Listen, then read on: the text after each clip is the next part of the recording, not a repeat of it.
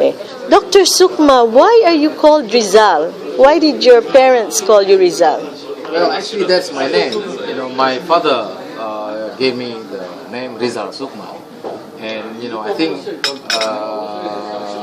the name of Jose Rizal is one of the favorite names for many parents, especially in the 60s, because Jose Rizal, the Philippine hero, is one of the most, I think, well-known figures, especially in Sumatra, where I came from. Why?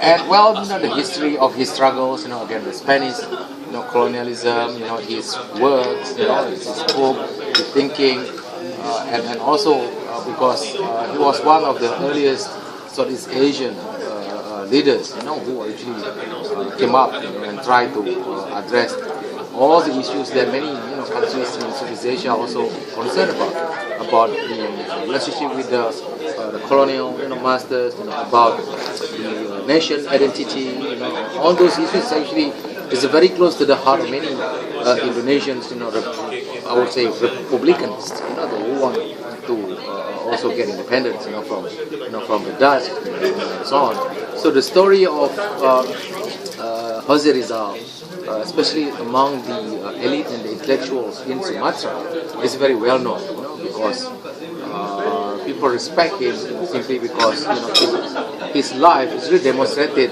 the power of the individual and the intellectuals, power until he was executed by the Spanish.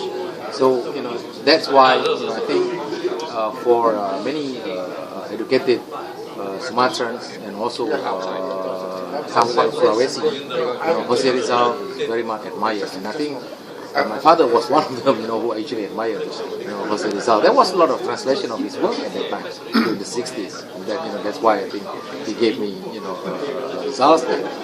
So did Rizal inspire a lot of Indonesians? Yes. To do what? No, especially to demonstrate the power of learning, the power of reasoning, and also the intellectual power. In addition to the armed struggles, against the colonialism, you could also actually, use the intellectuals and powers in order to fight, for your country and also for your people. I'm assuming you read Rizal's works. Some part of it, because when we were in the high school, it became part of at that time, in the late 60s, 30s, and 70s, become part of the compulsory reading of the students. Really? It's part of the literature, that we needed to learn as well. Do you think Rizal is still relevant to this day?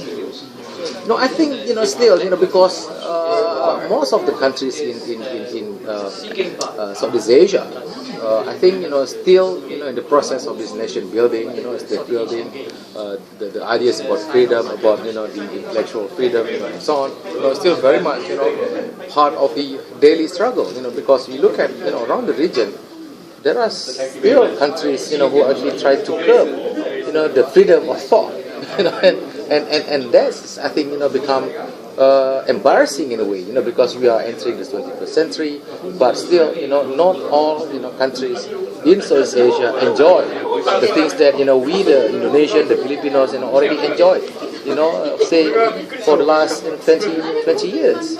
So, in that context, as long as the process of nation building and also the process of constructions of the national identity and regional identity in Southeast Asia not finished, so I think his work is still relevant, his thinking is relevant, and this is an inspiration, that under how somebody under the colonial rules and operation managed also to come up with the ideas that inspire a lot of people beyond the country where he lives. Thank you very much, Dr. Sukma.